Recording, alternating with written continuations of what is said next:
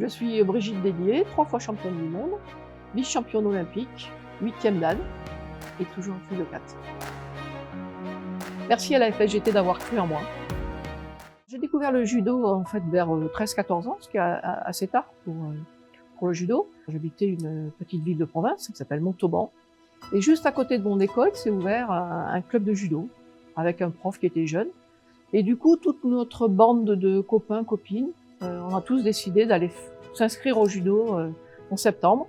Au départ, je ne savais pas que c'était un club FSJT. J'avoue que je ne savais même pas la différence entre FSJT, mais même je ne savais pas ce que c'était un club de la fédération. Donc, dans cette époque, effectivement, aller dans un club de judo pour une jeune fille, c'était pas très commun.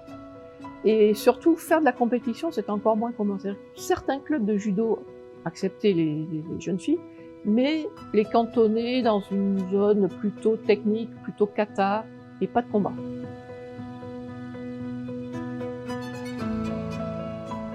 Il n'y avait pas de championnat de France de la fédération pour les femmes. La FSGT a été la seule à nous proposer, nous, jeunes filles du moment, qui avions envie vraiment de combattre, de voir jusqu'où on pouvait aller.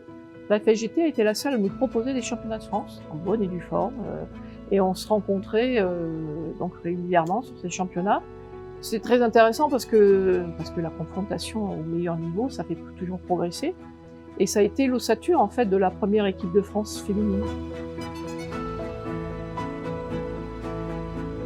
Mon éducateur, Jean-Claude Cabane, judo albanais, il a été très ouvert aux femmes immédiatement, mais non, c'était pas un cheval de bataille, c'était naturel. C'était un peu, normal, quoi. Il accompagnait le judoka dans sa recherche personnelle.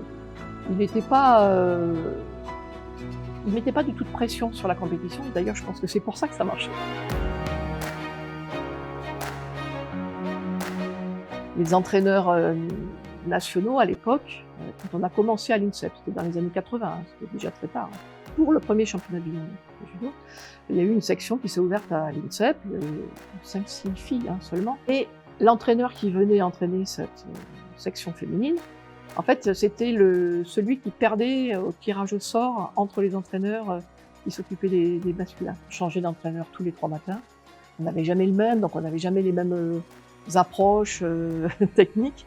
Et donc un jour, on a fait grève jusqu'à ce que le DTN descende, le directeur technique national, vienne nous rencontrer pour qu'on discute vraiment de qu'est-ce que la fédération voulait faire de cette équipe de France.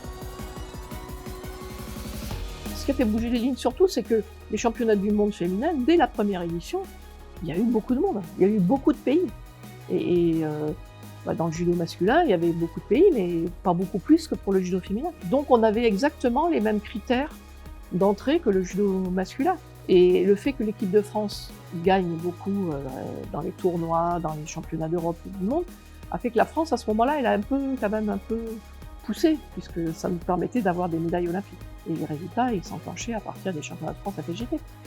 C'est une chaîne continue qui a fait qu'à un moment, oui, les résultats des équipes de France, des filles des équipes de France ont poussé les institutions à bouger.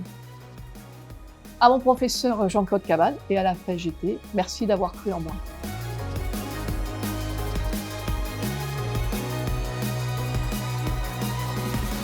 90 ans, ça se fête, alors bon anniversaire à la FSJT et longue vie.